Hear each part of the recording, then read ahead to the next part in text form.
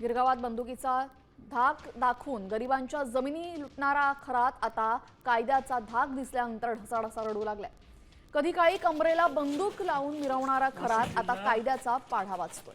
मिरगावामधील बंगल्यामध्ये त्यानं केलेली काळी कृत्य आता समोर आलेली आहे। याच खरातच्या मिरगावामधील बंगल्याबाहेरून आढावा घेत आहेत आमचे प्रतिनिधी सचिन बनसोडे। पाहूयात।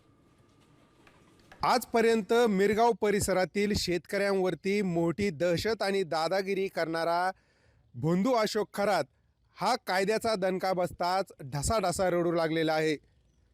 कालपर्यंत हाच खरात ज्यावेळी मिरगावातील आपल्या या आलिशान बंगल्यामध्ये यायचा त्यावेळी 2-3 दिवस तो ज्यावेळी या ठिकाणी थांबत होता त्या दरम्यान तो ज्यावेळेस सकाळी 7 ते 8 वाजेच्या दरम्यान ज्यावेळेस इथून व्यायाम करायचा म्हणून सायकलवर बाहेर पडत होता आणि परिसरातील 15 ते 20 किलोमीटर अंतर तो सायकलवरून पार करत होता, त्यावेळी तो त्याच्या कमरेला बंदूक लावून फिरायचा आणि त्या माध्यमातून इथल्या परिसरातील नागरिकांवरती शेतकऱ्यांवरती एक प्रकारे दहशत निर्माण करण्याचा प्रयत्न त्याने केला होता। महिला अत्याचार प्रकरणात या भोंदूला अटक करण्यात आली आणि पोलिसांनी त्याला कायद्याचा हिसका दाखवला।